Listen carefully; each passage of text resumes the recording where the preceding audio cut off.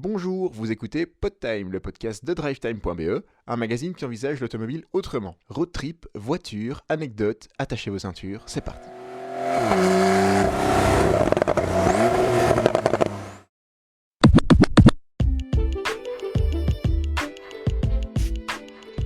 Bonjour, bienvenue dans le 7e épisode. Alors on continue avec les invités et aujourd'hui on a quelqu'un qui va nous parler d'un road trip un peu spécial, c'est Jérémy. Jérémy nous présente son road trip qu'il a fait en Model 3, donc en Tesla Model 3. Et oui, il a été plus loin que le bout de son jardin, on peut vraiment rouler avec des voitures électriques.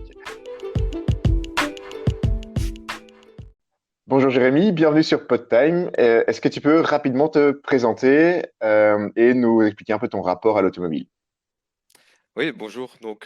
Moi c'est Jérémy. Je suis préparateur de commandes pour dans la grande distribution et j'ai 32 ans j'ai une Tesla Model 3 depuis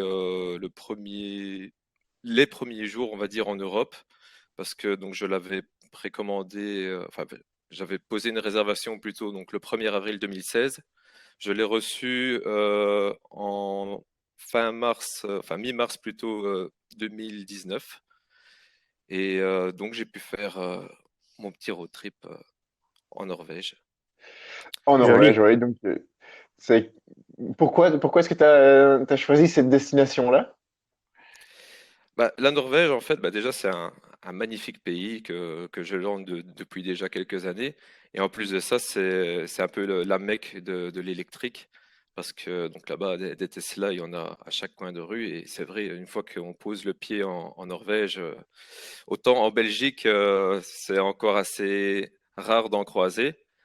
Autant en Norvège, chaque minute, j'en croisais 5-6 facilement. Et donc, la conséquence de ça, c'est que l'infrastructure de recharge est beaucoup plus développée. J'imagine que ça a dû être une des principales raisons du choix de la destination. Bah, c'est sûr que c'était beaucoup plus facile, du moins de faire des longs trajets en Tesla plutôt qu'avec une autre marque, parce que c'est la seule marque qui a un réseau de recharge totalement étendu, que ce soit du sud de Portugal jusqu'à le plus au nord de la Norvège.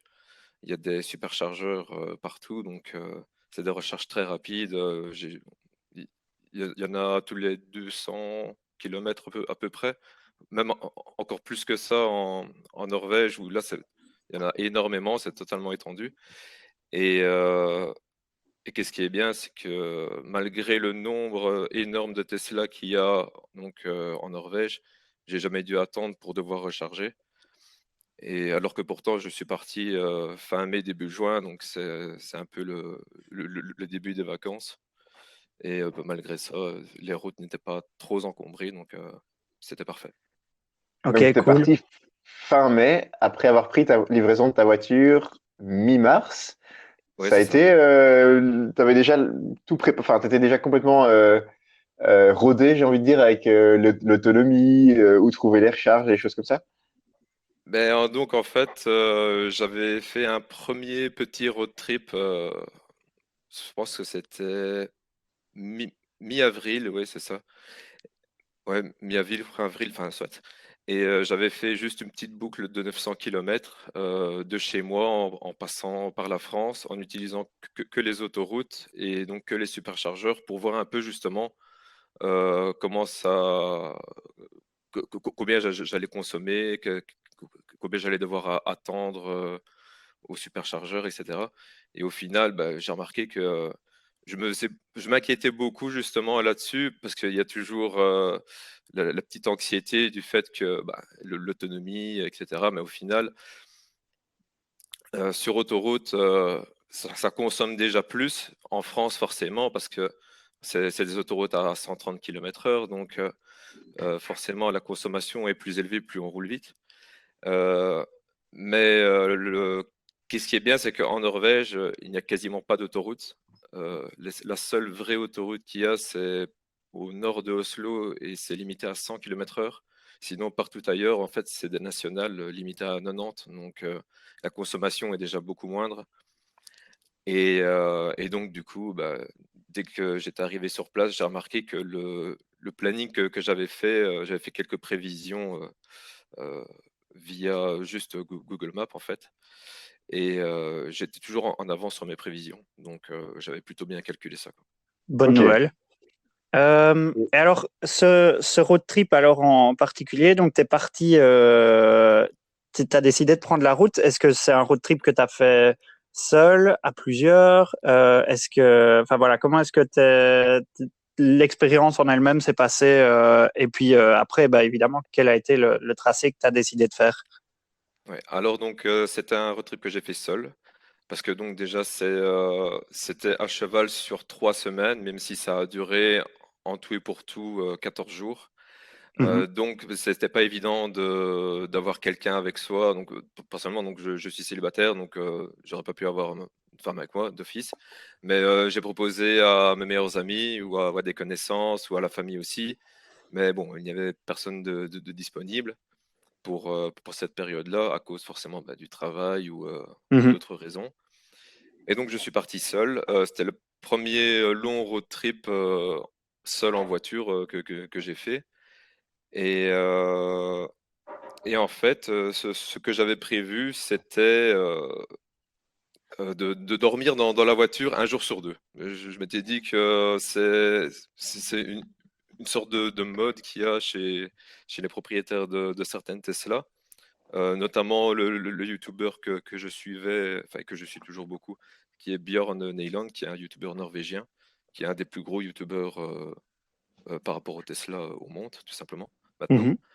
Et, euh, et lui faisait déjà beaucoup ça, et donc je me suis dit, bah pourquoi pas, quoi. Après, bon, c'était un peu délicat quand même avec la Model 3 du fait qu'il n'y a pas de coffre à ion, mais ouais, ça va, je suis assez souple et ça va, ça passe. Et Et, donc, euh, quelle position que Et tu donc, le trajet que j'ai fait, donc je suis parti de la Belgique. J'ai été jusqu'à la pointe nord du Danemark, donc il y a 1200 km que j'ai fait en un seul jour. Donc, Ah, parti pas mal. à 9 heures, arrivé vers 23 heures, une affaire ainsi. Euh, Beaucoup de travaux sur les autoroutes allemandes, mais ça a été. J'ai quand même pu pousser une petite pointe à 200 et des. Voilà, j'en ai profité. Et ensuite, en fait, j'avais le choix, c'était soit de prendre le pont qui relie le Danemark à la Suède, ou alors prendre le ferry du Danemark directement vers la Norvège. Et je me suis dit qu'en fait, niveau timing, etc., c'était beaucoup plus simple de prendre le ferry. Donc, c'est pour ça que j'ai choisi la pointe nord du Danemark, donc à Hirtshals. Et j'ai Mhm, pris le ferry jusqu'à Kristiansand, qui est un peu la pointe sud, on va dire, de la Norvège. De là, donc l'objectif, c'était d'atteindre le Cap Nord, donc qui est le point le plus au nord d'Europe, tout simplement. mhm. Et j'avais le choix soit de prendre la route la plus directe, mais du coup, c'était un peu la route de retour que je voulais prendre. Donc je m'étais dit, ça serait un peu con de prendre 2 fois la même route, surtout que la Norvège est un si beau pays, autant voir un peu toutes les routes qu'il y a. Donc j'ai fait un peu une boucle en essayant de voir vraiment les grosses villes, on va dire. Donc, d'abord, c'était Stavanger, ensuite du côté de Bergen. Et en fait, j'ai noté un peu tous les points d'intérêt en faisant des recherches sur Internet, en regardant les road trips de Björn Eiland et où il s'arrêtait, par où il passait, etc. Qu'est-ce qu'il y avait à voir, justement. Et, euh, et donc, je m'étais fait vraiment une très grosse liste de 30-40 endroits par où passer. Et de là, en fait, sur Google Maps, tout simplement, j'ai fait un itinéraire et j'ai regardé les superchargeurs où est-ce qu'ils se trouvaient justement sur cet itinéraire. Et il se trouvait que sur les routes que j'empruntais, à chaque fois, il y en avait. Donc, après, il y avait énormément de ferries à prendre aussi. C'était nouveau pour moi. J'avais jamais pris de ferry.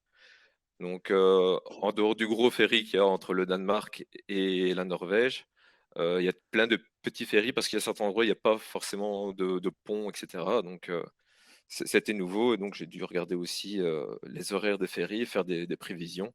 Mais là, encore une fois, j'étais souvent très à l'avance sur mes fois de même une demi-journée.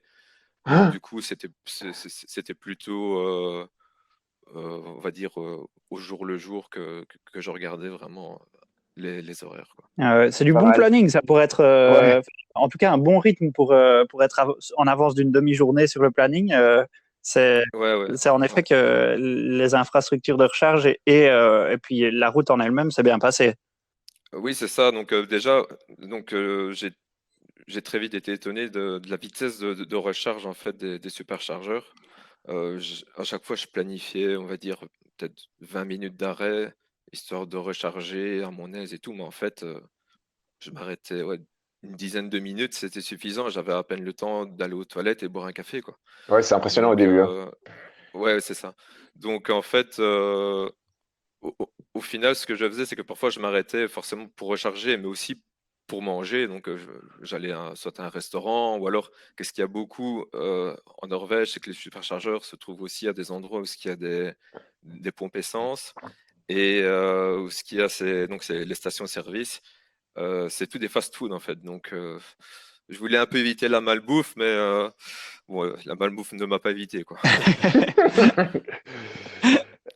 Mais, et donc, Et tu parlais d'avoir fait ton itinéraire sur Google Maps, mais à l'époque, tu n'avais pas du tout utilisé A Better Route Planner, qui est le logiciel, enfin, qui est le site utilisé en général par tous les voyageurs ouais, de si Tesla. ouais, je le connaissais déjà, mais personnellement, non. Enfin, je l'avais fait par Google Maps parce que bah, c'est quand même très, très pratique et Better Planner est génial. Je l'utilise maintenant quand j'ai besoin de faire un trajet. Et c'est vrai que niveau prévision, c'est quand même pas mal. Après, il faut quand même bien le configurer. Mais en fait, j'ai vite compris qu'il fallait juste faire confiance à l'ordinateur de la voiture. Parce que c'est lui qui Mhm. calcule le Mhm. mieux que tous les sites au final. Et, euh, et donc, j'ai vite compris ça quand j'ai fait ma première boucle de 900 km à travers la France, en fait. Ok. Où là Ouais, aussi, bah, j'avais déjà prévu de dormir dans la voiture parce que je pensais justement que j'allais pas avoir le temps de revenir jusque chez moi. Et au final, je suis quand même rentré chez moi, j'ai pas dormi. Donc, c'était, voilà. Encore une fois, c'était la prévision un peu trop large. Bah, il vaut mieux Mais en dans ce même sens-là que dans temps, l'autre. c'est toujours mieux de prévoir large parce que, enfin, de mon point de vue, je Mhm. préfère prendre mon temps plutôt que de devoir courir après le temps, en fait. Ouais. Voilà. En effet, c'est mieux. Nous, on a plutôt tendance à planifier un peu trop court. Enfin, ça nous est déjà souvent arrivé. Et en effet, c'est pas très agréable, surtout quand on est en voiture électrique, de devoir accélérer sur la route et de se sentir un peu pressé. Ouais, c'est ça, Euh, voilà. alors, dans ce road trip qui avait l'air excellent, parce que enfin, je suis en train de regarder la carte, j'imagine que là aussi, Thibaut fait la même chose. bah, Quels moi, étaient j'ai les surtout, endroits qui t'ont marqué? Alors, donc, les endroits qui m'ont marqué, bah, d'abord, donc, je me suis arrêté à un premier hôtel qui avait une vue tout simplement magnifique. Et je ne l'avais pas vu en fait sur les photos sur Booking. Et donc attendez que je retrouve.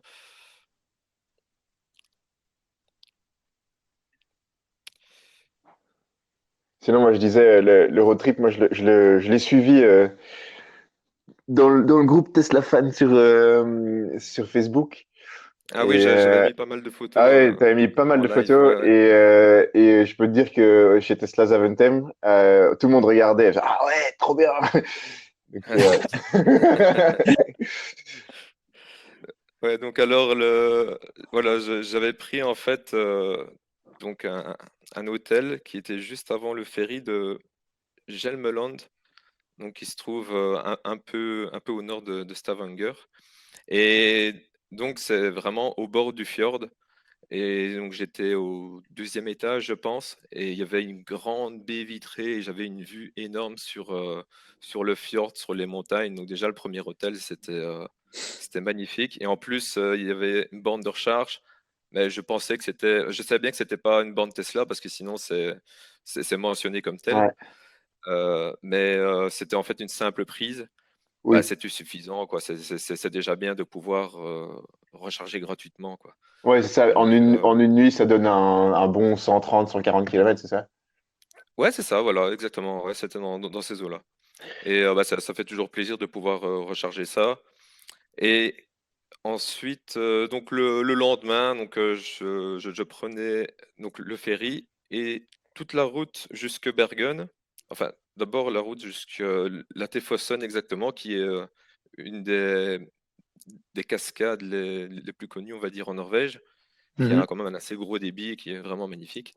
La route pour aller jusque-là, en fait, il y avait un passage en montagne pour aller vers le superchargeur de Rolldal, qui est en fait une station de ski. Donc, on monte assez haut, je pense que c'est 800 mètres, une affaire ainsi, d'altitude. Et en fait, il y avait une atmosphère assez sympa avec énormément de brouillard et un peu d'humidité. Donc, on aurait dit vraiment, c'est le pays des trolls. Donc, on aurait dit qu'il y aurait un troll qui allait sortir de la forêt. C'était génial. La route est magnifique. Bah, toutes les routes là-bas sont des routes à péage. Donc, c'est peut-être pour ça qu'elles sont aussi bien entretenues, surtout par rapport à la Belgique où bon, voilà, c'est un peu des slaloms qu'il faut faire sur la route pour éviter les nids de poules.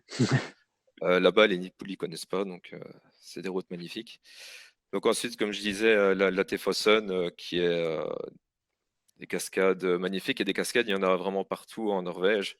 C'est c'est un pays bah déjà super grand, il fait 16 ou 18 fois la Belgique pour le même nombre d'habitants. Donc autant dire que les habitants sont quasiment dans le sud. Donc plus on va vers le nord, plus on roule seul en fait sur la route. Ça arrive de rouler des heures sans croiser une voiture. Mhm. Et donc je disais oui, les cascades, il y en a absolument partout. Bergen que j'ai visité aussi, donc qui est connu pour son porc, pour le poisson, etc. Donc il y a un marché aux poissons justement que j'ai pu que j'ai pu voir, qui était vraiment chouette. J'en ai profité pour acheter quelques trucs et des sushis aussi, qui étaient vraiment super bien frais, super bons. C'était génial. Euh, Quelle autre route intéressante? Ah oui, aussi Trollstigen, donc la route des trolls, qui est une descente en zigzag, quoi, Ouais, Oui, très connu celle-là. en l'image, montagne. l'image classique qu'on a certainement déjà tous vue de ouais, la route à faire en Norvège. Ouais, c'est ça, voilà, c'est un peu comme en Autriche, il y a une route aussi que j'ai vue, que j'aimerais bien faire, je me rappelle plus, c'est un nom bizarre, et c'est la même chose, c'est tout en zigzag. Et c'est vraiment plaisant à faire, et qu'est-ce qui est bien, c'est qu'en électrique, le fait de descendre ça, donc il y avait quand même 23 km de descente, je pense, une affaire ainsi. Ah ouais. Mhm. Et ouais, Ah c'est oui, quand même c'est j'imagine. assez long, ça prend quand même un petit moment. Et qu'est-ce qui est bien, c'est qu'en électrique, ben, on recharge la batterie en descendant. Donc, c'est l'avantage, on va dire. Ouais. Et avoir un vrai bon frein moteur là-dedans, ça aide pour la confiance aussi. Ah oui, mais c'est ça, clairement. C'est le frein moteur. Je parle souvent avec des collègues qui me disent, ouais, mais moi aussi, j'ai mon frein moteur sur ma voiture thermique. Ça Je n'a rien sais à voir. aussi ne pas utiliser le frein. Non, mais c'est faux. Et c'est le jour et la nuit, quoi. C'est comme si de la sixième, tu repassais à la première, mais sans avoir le moteur qui casse, quoi. Ouais. Le frein Ouais. moteur, il est puissant, c'est Euh, c'est impressionnant, quoi. je me souviens à chaque fois les clients quand on faisait des essais. Donc pour ceux qui ne savent pas, j'ai travaillé chez Tesla. Mais donc quand on faisait des essais avec les clients, le client qui n'a pas l'habitude de la voiture électrique, il accélère et puis il dit, oh, il va vite, et donc il veut relâcher l'accélérateur comme on relâche l'accélérateur dans une voiture thermique. Ou quand on a mis la quatrième, bah, si on relâche l'accélérateur d'un coup et qu'on est à 70, on sent rien et il se passe rien. Et là, tout d'un coup, si on lâche l'accélérateur d'un coup, bah, on s'arrête presque. Enfin, Ouais, c'est ça. c'est comme si on a mis un gros coup de frein, quoi. Ouais, Ouais. c'est exactement ça. Autant au début, on conseille, enfin du moins quand j'ai été prendre livraison, on me conseillait d'utiliser le freinage faible Ouais, plutôt que le normal. Mais bon, après 5 km, tu as quand même envie d'essayer le normal pour voir ce que ça donne. Et après, tu es vite conquis parce que voilà. plutôt qu'utiliser le frein, bah, tu utilises juste l'accélérateur et tu gères en fait, et c'est tout, quoi. Surtout maintenant avec la mise à jour qu'ils ont fait il y a 2 mois, je pense. Maintenant, en fait, ça va jusqu'à l'arrêt complet de la voiture, alors qu'avant, ça allait jusqu'à 5-10 km/h, et puis il Ouais, fallait quand même elle utiliser le frein pour restait, ouais. s'arrêter, quoi. Ouais, Ouais. Ah, et à c'est pas mal, ça. l'inverse aussi du temps d'adaptation qui, au final va assez vite pour quand on monte dans une voiture électrique et s'habituer à ce frein moteur vraiment fort. Dans l'autre sens, quand on repasse d'une Tesla ou d'une autre voiture électrique vers une voiture thermique, ça manque, hein. Ah oui, clairement.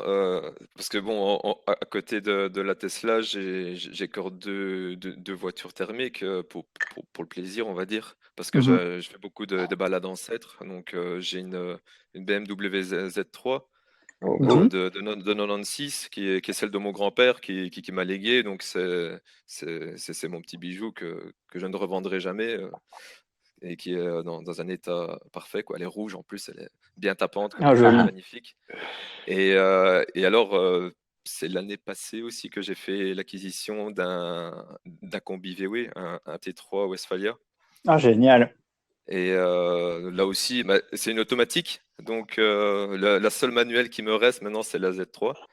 Mais c'est vrai que du coup, le frein moteur, bah, c'est totalement différent. Et le passage de vitesse sur la Z3, ou quand je prends une autre voiture, que ce soit celle actuelle de mon grand-père ou quoi, bah, je me dis, tiens, ça ralentit pas, merde, je dois freiner. Ah, ouais, j'avais oublié.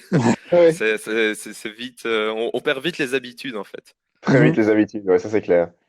C'est vraiment le confort de ne pas devoir freiner. Moi, ça me manque aussi parfois. Et parfois, je roule et puis je me dis, ah merde, je dois freiner. Ça freine pas tout seul. Ouais, c'est ça, clairement. En fait, pour tous les jours, franchement, déjà une automatique, c'est beaucoup plus tranquille. Moi qui aimais beaucoup les voitures à la base, quand j'étais jeune, je me disais, ouais, une voiture d'office, je vais prendre une manuelle parce que le plaisir, c'est passer les vitesses, etc. Mais après, au fil des ans, on se rend compte que bah, juste se balader, on va dire creuser, comme on dit, c'est tellement plus relax. Déjà Ouais. une automatique, et en plus, bah, une électrique, voilà quoi, Ouais, tu roules c'est une toute avec un autre seul pied, expérience, t'es hein. tranquille. Ouais, ouais, ouais. Ouais. Et je pense qu'une fois qu'on l'a adopté, c'est difficile de faire une marche arrière. Personnellement, je me vois pas retourner sur une voiture normale, enfin une voiture thermique, pardon, Ouais, parce qu'il y a c'est que la si notion jamais j'ai un de problème. parcours normal est évidemment en train d'évoluer. Donc, c'est ça que, voilà, la prochaine voiture normale, ce sera probablement la tienne que tu as déjà. Oui, oui, bah, j'espère, hein. En tout cas, c'est un peu à tout le monde à faire ses calculs déjà, parce que le coût de l'électricité est beaucoup moindre que l'essence, même si pour l'instant ça a diminué, mais ça reste quand même moins cher l'électricité que l'essence à 1 euro, 1,10 €. Mhm. Et que de toute façon, on va réaugmenter, hein. Faut pas se faire Ouais, de. ouais. Voilà. Et même, bon, les entretiens, il n'y a rien, quoi. Je veux dire, ici en un an, j'ai fait 41 000 km, Ah ouais. et j'ai remplacé les balais d'essuie-glace que je fais normalement sur toutes les voitures, et j'ai remplacé le filtre d'habitacle qui est à faire aussi une fois par an. Donc voilà. À côté de ça, il y a rien, quoi. Ouais, en effet, ça, Et c'est un bel avantage. par rapport au confort, Manu avait soulevé une question quand on préparait le podcast. Euh, sur un gros road trip comme ça, est-ce que le fait d'avoir une voiture électrique, ça aide au niveau de la fatigue?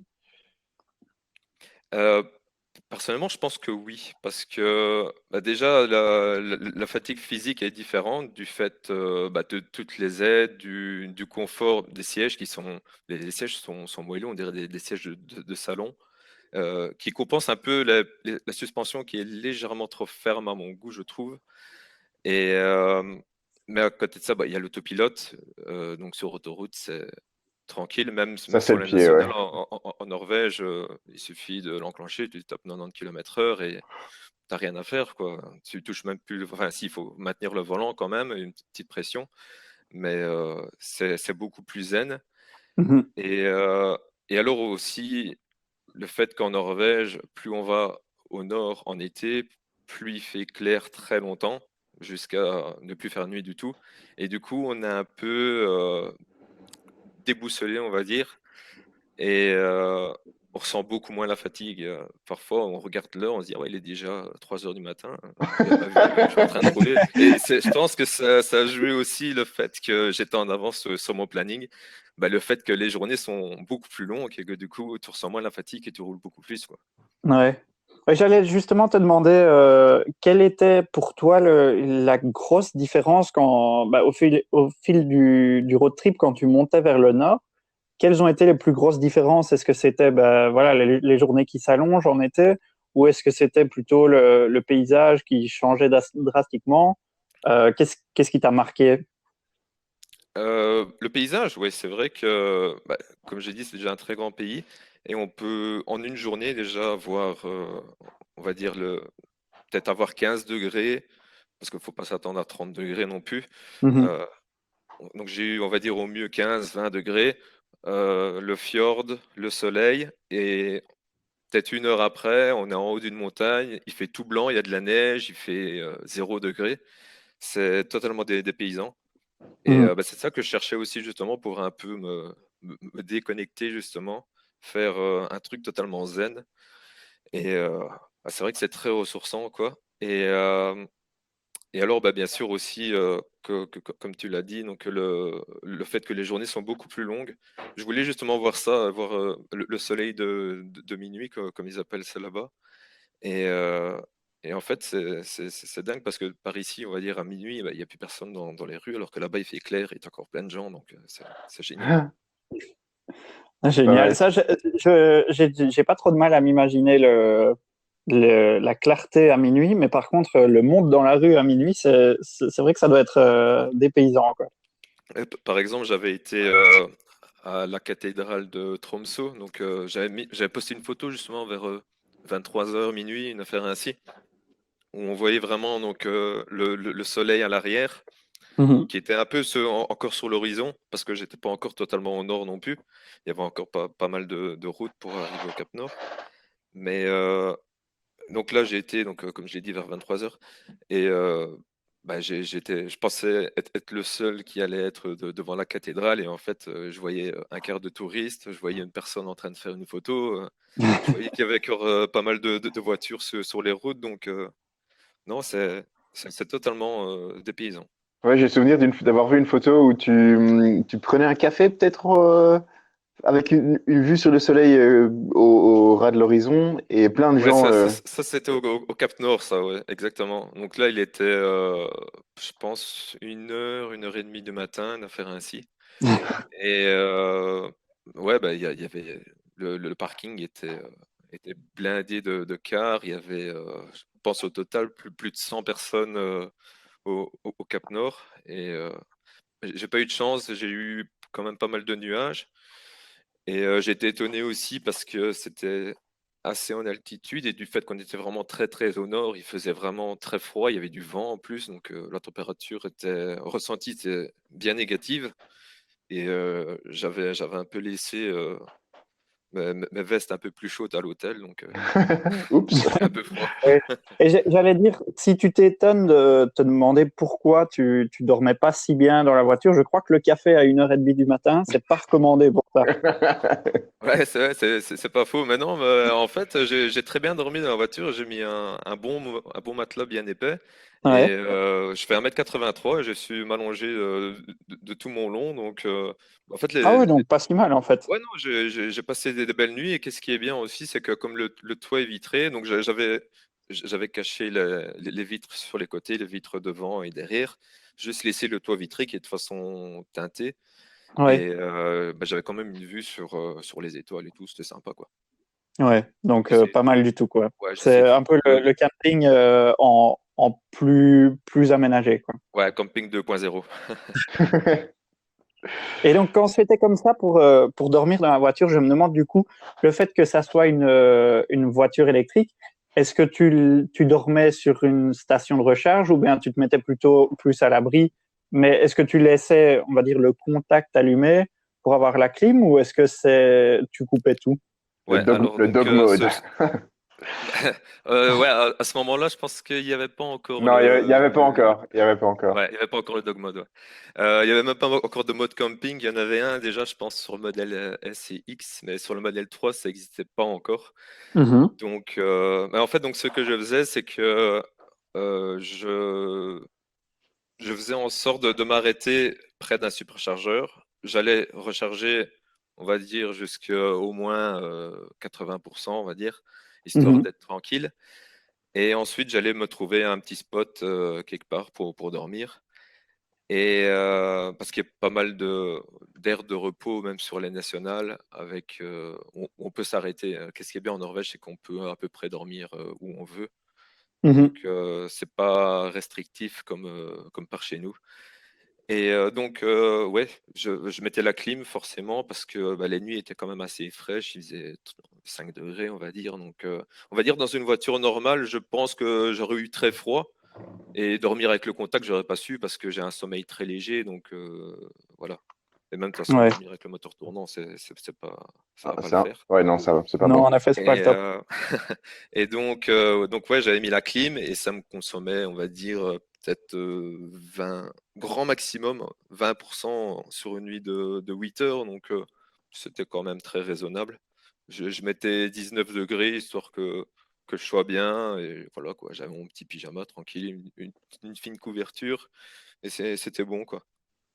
Ouais, donc pas si mal. C'est pas le camping comme on s'imagine, dormir dans une voiture traditionnelle, quoi.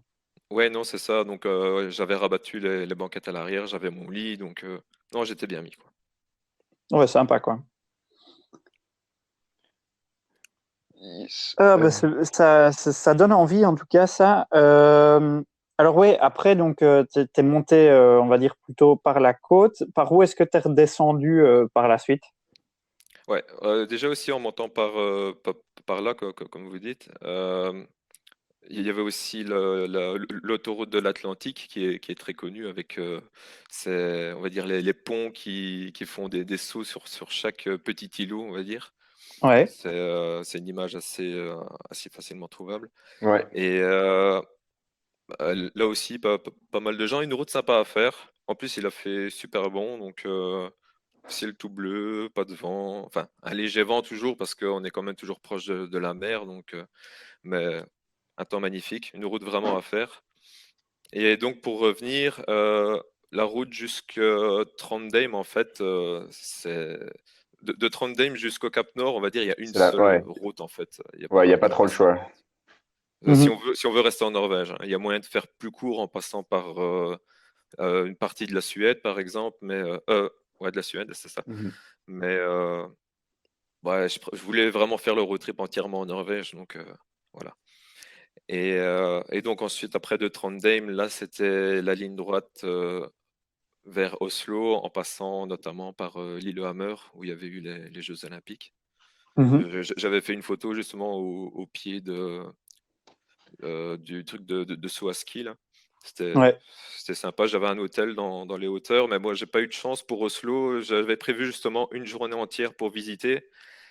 Et donc, j'avais au total une journée et demie, presque 2 jours. Et ces 2 jours où il a plu des corps pas possible, quoi. Donc, j'ai passé, on va dire, une demi-journée dans l'hôtel parce que j'en avais marre d'être sous la pluie.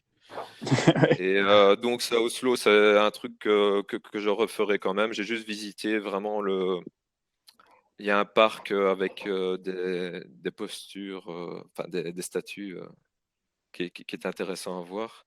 Mhm. Et mais d'autres trucs que j'ai pas pu faire, il y avait un musée, mais je trouvais pas de place pour me garer en fait, donc c'était un peu chiant. Il y avait des parkings souterrains, mais je m'étais dit en fait, qu'est-ce qui est bien en Norvège, dans les grandes villes, c'est qu'on peut se garer n'importe où en ville, et les parcs-mètres sont gratuits pour les voitures électriques. Donc Oui, il je y a m'étais beaucoup dit, bah ouais, d'avantages pour les voitures électriques là-bas. mais le problème, c'est que il y a tellement de voitures électriques qu'il n'y avait pas de place pour se garer. Donc voilà, c'était un peu embêtant. Mais c'est vrai qu'il y a énormément d'avantages dans ce pays-là. Tous les ferries, par exemple, sont à moitié prix par rapport à une voiture thermique. Ouais. Le Cap Nord, l'entrée, c'était 28 €. Pour les voitures électriques, c'était gratuit. Donc Ah ouais, donc Je pense. C'était à chouette. refaire, tu le recommanderais à fond en voiture électrique. J'imagine qu'au niveau du prix, ça a dû faire une grosse différence. Ah ben, j'avais calculé que franchement, avec donc déjà le gain par rapport à l'essence, Mhm. faut savoir aussi que sur les 6 premiers mois, j'avais les superchargeurs gratuits, donc Ouais. ça jouait énormément. Mais j'avais calculé un peu avec les superchargeurs gratuits et avec le superchargeur payant pour voir un peu justement la différence. Et sur 2 semaines, avec les superchargeurs gratuits, donc en comptant la réduction sur les ferries, le prix de l'essence que je n'aurais pas consommé, et encore en comparant à mon ancienne voiture qui était une Golf 7 qui consommait 5 litres 7 au 100, donc c'est pas le même gabarit non plus, c'est pas une BMW Ouais, ouais, ouais. M2 par exemple, qui va consommer du 8-10 litres au 100, hein. Et Mhm. qu'est-ce que je disais? Ouais, c'est ça. Pour Et le donc budget. j'avais consommé, pardon, j'avais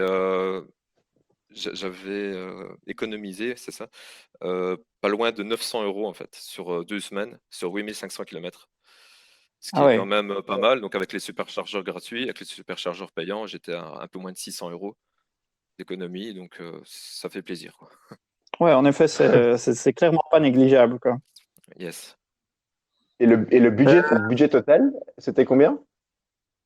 Moi, au total, ça m'est revenu à 576 € en Ah, comptant toutes les nourritures, les hôtels, les ferries, ouah, c'est donc j'ai rien du payé tout. forcément moitié. Mais c'est ouais, c'est rien du tout, ouais.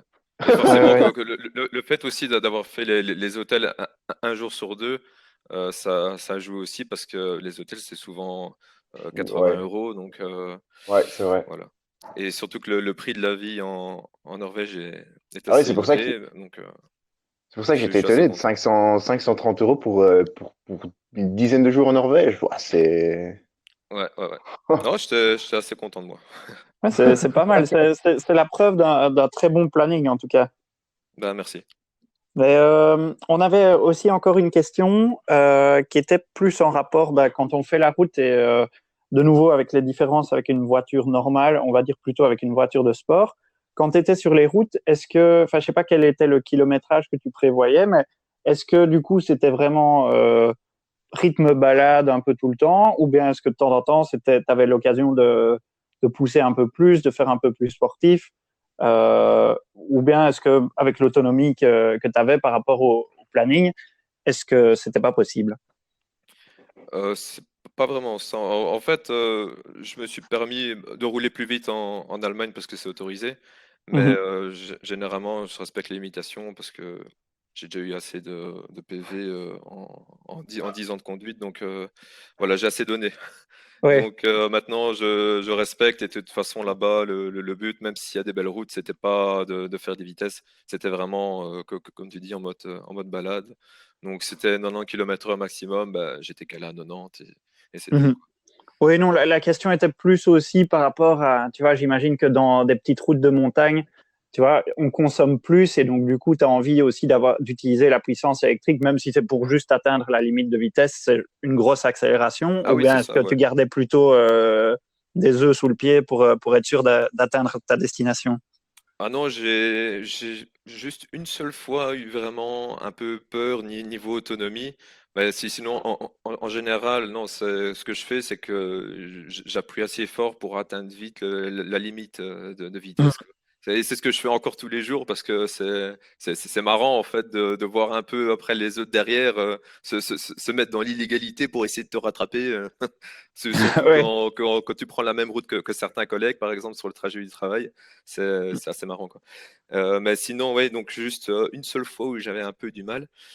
Niveau autonomie, j'étais un peu juste parce que bah, on arrivait dans le nord, les superchargeurs, il y en avait un peu moins. Et donc, j'avais rechargé à l'Arctic Center, donc, ce qui est donc le, le centre d'information, on va dire, et boutique de souvenirs du cercle arctique. Une fois qu'on passe en fait Mhm. comment est-ce qu'on Le dit? cercle polaire, ouais. Ouais, c'est ça, voilà.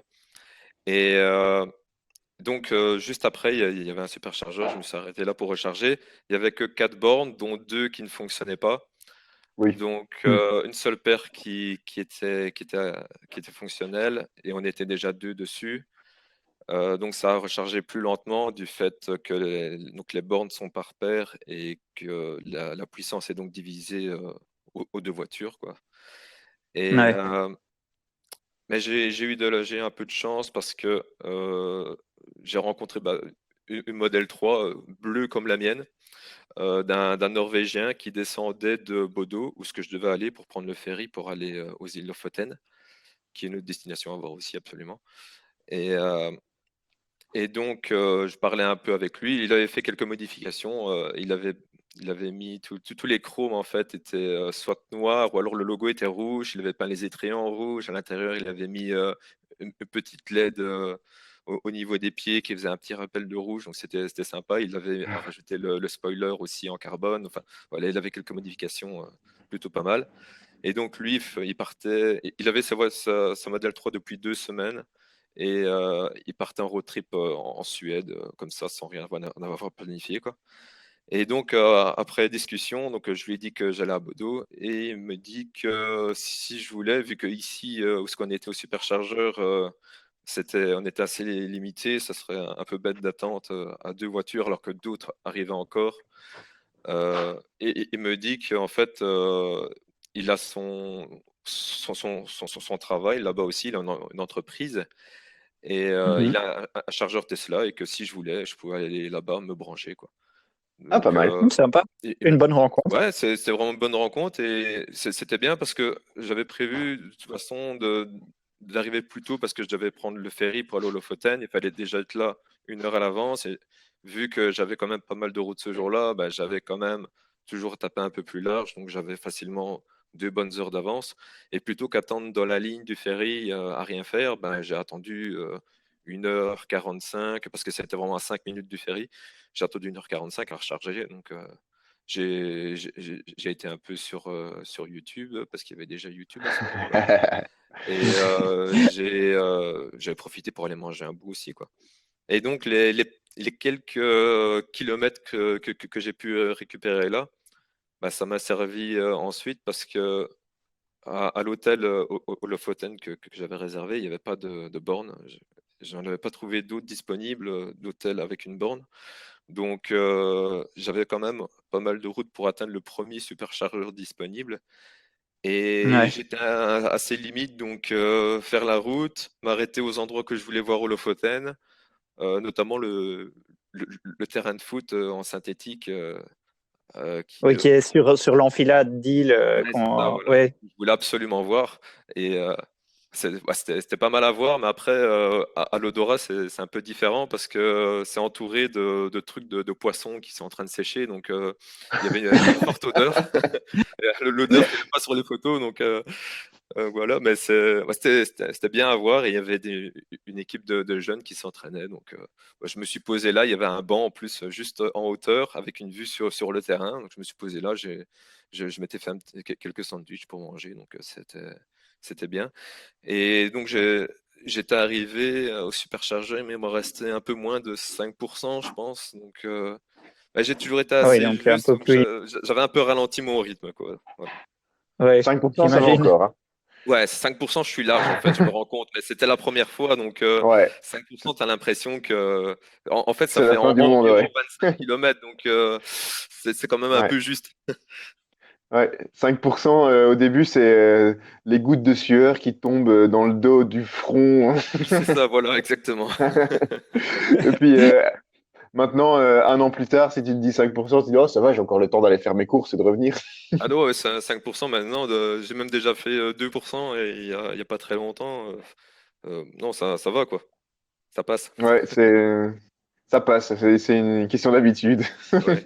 En fait, il faut faire confiance à la voiture tout simplement et suivre surtout les indications qu'elle te dit. Si elle te dit de ne pas dépasser les 80 km/h, ben voilà, faut le faire, quoi.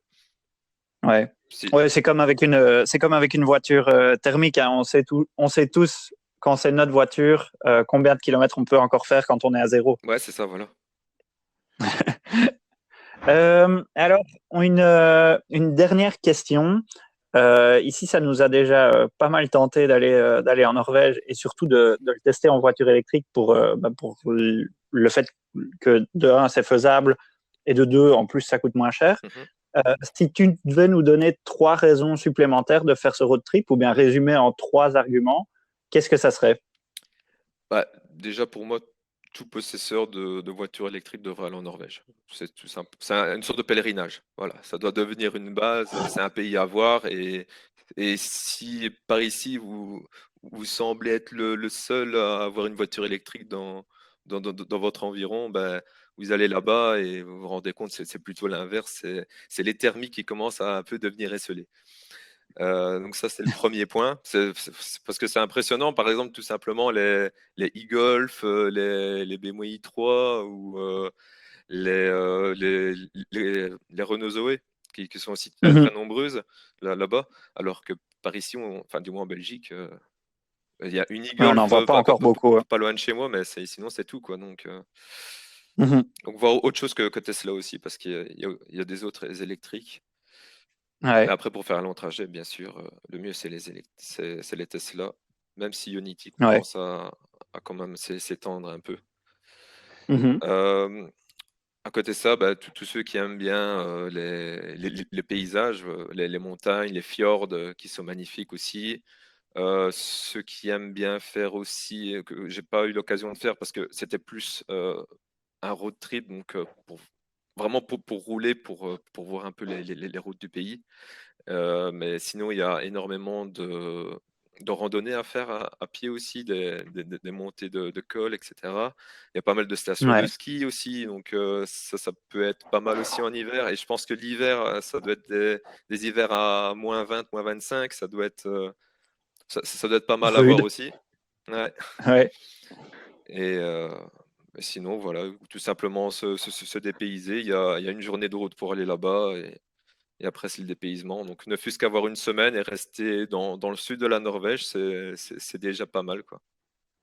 Super. J'avoue que c'est Écoute, pas je mal. crois que là, on est convaincu en tout cas. Ah ben, Ouais, on je, était déjà je fort travaille tentés accompli. avant, hein. Ouais. Moi, quand la Model 3 est arrivée, j'avais envie de faire aussi un petit road trip comme ça. Mais euh, toi, tu as une performance ou tu as une long range? Non, j'ai une longue range.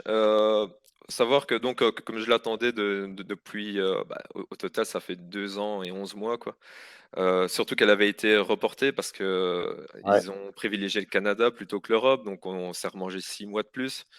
Et arrivé un moment, bon, j'ai une patience de Jedi, mais là, j'arrive à ma limite. Donc, niveau financier, la long range, c'était vraiment. J'ai dû aller chercher, grappiller les derniers euros pour l'avoir, quoi, parce que sinon, la SR Plus, elle aurait été mieux, voire la mid-range qui était sortie aux États-Unis, elle aurait été parfaite. Mais Mhm. Mhm. bon, voilà, je pouvais plus attendre, quoi. Et Mais donc, au personnellement, niveau. la performance pour 10 000 euros de différence, c'est pas. Voilà, la long range, je savais bien que j'allais déjà être conquis, donc Ouais, c'était moi, c'était plutôt suffisant par pour rapport moi. à la consommation, parce qu'une performance, elle consomme un peu plus, puisqu'elle est obligée d'être en genre de 20 pouces. Enfin, sauf Ouais, si maintenant, il y a les nouvelles performances, base performance, mais on est obligé d'avoir les jantes de 20 pouces, obligé d'avoir les gros freins. Donc, forcément, les masses en rotation sont plus élevées, et du coup, bah, elles consomment plus. ouais, c'est Et ça. le road trip avec ça serait peut-être un peu plus drôle au niveau des accélérations, des trucs comme ça, mais il faudrait s'arrêter plus longtemps au superchargeur. Et Ouais, plus Ouais, souvent. et puis les 25 derniers kilomètres qui te manquaient, les 5 derniers pourcents, je crois bah, qu'ils auraient été ouais, c'est problématiques à c'est- ce c'est sûr moment-là. qu'avec les jantes de 20 pouces, ça l'aurait pas fait. Bon, moi, je suis en 19. Bah, j'aurais déjà pris des jantes de 18, j'aurais gagné entre 6 et 10% d'autonomie. Donc là, j'aurais même pas Ouais, eu de problème du tout, quoi. Donc, ouais, là, c'est clair. idéalement, en fait, une longue range, je pense, il y a un moment, il y avait celle qui n'était pas 4 roues motrices, juste la Ouais, rear wheel drive, qui consommait ouais. apparemment encore moins. Et avec les jantes de 18, avec les aéros, à mon avis, ça doit être tranquille, là, presque 600. Ça, c'est c'est clair, ouais. Ouais. Surtout sur des routes comme en Norvège, à mon avis, ouais, c'est facilement 600. Bah, en Norvège, en plus, même déjà moi, avec la longue range, je pense, faudrait que je regarde parce qu'en fait, j'ai absolument tout filmé. Donc j'ai des centaines de gigas de vidéos, mais bon, j'ai pas le temps de les monter, donc il va falloir quand même que je trouve le temps, parce que ça fait 1 an. J'ai pas de chance parce qu'avec le confinement, je m'étais dit que j'allais peut-être devoir arrêter de travailler, mais comme je fais un travail essentiel, bah, je continue de travailler, donc j'ai pas le temps de faire les montages. Mais bon, soit. Ouais. Et le plus que j'ai fait, bah, justement, c'était de Bodo jusqu'au premier superchargeur. Il y avait quand même, je crois, que c'était 650, 700 km. Donc, ouais, j'étais à 100, un peu en dessous de 120 Wh par kilomètre, ce qui est vraiment très très peu. Wow. Surtout que ma moyenne sur 40 000 km, là je suis à 160, 165. Donc les 120, bah, par ici, c'est impossible à faire, je pense. Ou alors il faut vraiment Ouais, rouler mais à c'est parce que là, 50 tout le temps, quoi. c'est ça, mais ici, là, enfin, là-haut, on va dire, il y a vraiment personne. Donc, on roule vraiment tout souple, tandis qu'ici, en Belgique, on doit quand même un peu plus arrêter, Ouais, repartir, ouais. Et alors, s'arrêter. qu'est-ce qui est bien aussi, c'est que bah, là-bas, il y a énormément de différences de relief, qu'en Belgique, c'est très plat, quoi. Donc, Ouais, tu montes, tu consommes beaucoup, mais dans la descente, tu reprends aussi un peu. Donc, ça a Ouais. joué énormément sur certains trajets, quoi. c'est pas Mhm. mal. Et à l'époque où tu as fait le road trip, tous les superchargeurs étaient déjà passés en CCS? Ouais, pas. Si, ouais, je pense que. Attends que je réfléchisse. Ouais, il y avait à chaque fois au moins une paire qui était en CCS, ouais. Ah ouais, Et donc tout, malgré ouais. ça, j'ai jamais dû attendre pour recharger. La seule fois où le superchargeur était vraiment full, c'était quand je revenais vers Oslo et il y avait une aire d'autoroute, on va dire, mais c'était pas une autoroute. Il y avait Weborn et il y avait carrément une personne de chez Tesla qui était là et qui faisait un peu la circulation pour les personnes qui partaient, ceux qui arrivaient. Mais directement quand je suis arrivé, j'ai eu une place quand même si c'était avec une paire déjà prise, donc ça a pris un peu plus de temps. Mais encore une fois, j'avais prévu de m'arrêter pour manger, donc j'étais quand même resté 30-35 minutes, donc en soi. Et même de toute façon, comme il y a tellement de superchargeurs en Norvège, tu peux très bien rester un tout petit peu là pour avoir un petit appoint pour aller au superchargeur suivant. Donc, c'est Ouais. pas encore un gros souci, quoi. Surtout qu'il y a aussi Ouais, j'avais été voir le plus gros superchargeur qu'il y a en Europe, je pense, c'est 50 ou 60 stalls. Donc, il était vraiment immense. Waouh. Et mais Ouf. il Ouais. était désert, il y avait personne, il y avait genre 2 voitures dessus. Donc, voilà.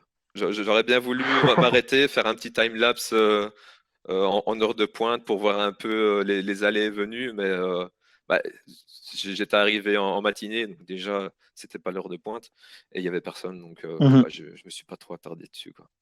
J'aurais encore l'occasion 60 d'y stalles. retourner de toute façon, parce que j'aimerais bien au moins aller en Laponie une fois pour voir un peu ce que ça dit par là. Parce que c'est un peu plus No Man's Land, il y a beaucoup moins de chargeurs, et j'aimerais bien faire un petit challenge justement, voir en dehors des superchargeurs, qu'est-ce qu'il y a moyen de faire, quoi. Ouais, je suis sur la carte sur le site de Tesla et je vois qu'il y a il y a pas mal de, quand même ah non, ça peut pas les. S'il y a des superchargeurs qui sont en ouverture Target 2020, mais bon, on sait Ouais, tout ouais. ce que ça veut dire Target Ouais, 2020 ouais, chez Tesla. exactement. Ouais. Si c'est du Mais Elon c'est vrai Time, que là, voilà. c'est parti. Mais c'est vrai que ouais, vers Rovaniemi, il n'y a pas grand-chose. Non, ouais. C'est plus du destination charger et encore pas Après, tellement. via Plug Surfing ou ChargeMap, il Ouais, y a moyen de trouver d'autres bornes. Donc, et il y a le réseau Fortum qui est assez répandu aussi dans le nord, que ce soit la Finlande, la Suède ou la Norvège, et qui commence à il y a avoir peut-être deux ou trois Unity des aussi. chargeurs assez rapides. Donc, ouais. Ouais. Ouais, c'est vrai que ça donne. 500 euros, il faut juste trouver une Tesla, c'est ça le problème. Bon, je suppose que celui qui a travaillé à Zaventem a peut-être des contacts. Ouais, mais je sais pas s'ils vont me passer une voiture pendant 3 semaines. Ouais, c'est pas faux, c'est pas faux. Mais ouais, Ouais. sinon, ouais, ça serait un bon plan, ça. Un petit road trip. Il y a mon voisin qui est en train de faire un déménagement de ses meubles. Je sais pas si ça s'entend dans le micro. Non, j'entends pas, non. Parfois, on entend un petit bruit, mais ça va encore, donc Ça c'est bon. va. Non, c'est vraiment le road trip Tesla électrique, mais pour le moment, il n'y a pas vraiment d'autres voitures électriques que Tesla pour vraiment bien voyager. Donc, Non, ouais, le road trip en Tesla, ça va être le Cap Nord, c'est vraiment un bel objectif. Ouais, c'était loin, quoi. Donc, ouais, et puis, l'aller-retour, il y a 8500 km, donc en 2 semaines, c'est pas mal, quoi. Mais C'est- 500 8500 ouais, km bah pour en tout cas, 500 euros. Ça roule maintenant bien. qu'on sait que c'est faisable, on, on va commencer à le planifier alors. Bah ouais, Ouais, bah c'est ça. ouais, ouais. Il faut y aller, quoi. Mhm. Il n'y a plus qu'à, comme on On dit. va voir si on a d'autres lecteurs de Drive Time qui seraient chauds de venir avec nous. Ou Mhm. d'autres propriétaires de Tesla, on ne sait jamais, hein. Peut-être qu'on va pouvoir faire Un un petit road trip convoi. Ouais, mais il faut pas faire un convoi trop grand parce que si on a des superchargeurs trop petits, Ouais, c'est on va sûr pas qu'à pouvoir charger tous en arriver même temps. tout dans le nord où il y a que 4 bornes, le dernier superchargeur, c'est un peu juste. Donc voilà. C'est vrai que si on arrive à 15 Tesla, Non, c'est un ça va peu pas le plus faire. compliqué. Ça, Et, c'est une mauvaise idée. et surtout que pour aller au Cap Nord, arrive un moment, donc il y a le dernier superchargeur, mais après, jusqu'au Cap Nord, il y a quand même encore de la route. Donc j'ai été obligé de prendre un hôtel, forcément, mais avec un destination de chargeur. Et là, il y avait que 2 ou 3 bornes, donc si tu vas à plus de 3 voitures, ça va être un peu juste. Ok. Ok, parfait. Mais donc on sait qu'on peut faire que 3 voitures maximum. Ouais. Ou alors, faut Bah, c'est contacter parfait. le destination de chargeur en question et voir s'ils veulent pas agrandir vite fait. Ouais, bah il y a de nouveau Elon Time, mais il y a un superchargeur qui est en préparation à Olderfjord, Olderfjord. ouais, j'ai vu, ouais. Ouais. Ouais, ça sera bien. Ça, Ça sauverait tout. c'est 2 heures de route, hein, je pense, après Cap Nord. Donc, ouais, ça sera pas mal. Mhm. Ben, Nickel. écoute, merci beaucoup pour ton intervention. C'était vraiment super cool d'entendre les anecdotes et un peu la préparation de ce road trip qui, ben, c'est vrai qu'on a tous un peu cette anxiété par rapport à l'autonomie d'une électrique, mais maintenant qu'on voit que c'est faisable, ben, je crois que on a tous envie de le tester. Donc, merci d'être venu et j'espère que quand tu auras fait un autre road trip, on aura l'occasion de se reparler pour que tu nous racontes Bah, ça. j'en ai déjà fait d'autres. J'ai été dans le sud de la France il y a pas très longtemps. Et j'ai été à La Plagne aussi, vite fait, en aller-retour en 3 jours. Donc, Ah, Ok, bah écoute, juste pour tester les routes de montagne, c'est bien. ouais, Ça nous franchement, va. des très belles routes aussi par là, hein. La descente des routes de montagne pour aller sur Nice, c'était génial. J'ai été pour le carnaval, pas de chance, il était annulé, mais j'ai quand même voulu y aller pour voir les routes. Donc, c'était bien. Beau programme. Ouais. beau programme. Bah, écoute, on aura l'occasion de refaire un autre épisode alors pour parler de ça. Bah, il n'y a pas de souci. Euh, Moi, c'est avec plaisir. Si je peux partager un peu de ce que j'aime aussi, c'est génial. cool. Bah, Nickel. Ben, parfait. merci d'être venu en tout cas. Bah, merci de m'avoir accueilli. Allez, Allez, ciao. Au revoir, au salut. revoir. Si vous êtes arrivé jusqu'ici, c'est que les road trips, ça vous parle. Vous avez envie de partager avec nous une histoire, alors contactez-nous sur Facebook ou sur Instagram. Merci de nous avoir écoutés et à bientôt pour un prochain podcast.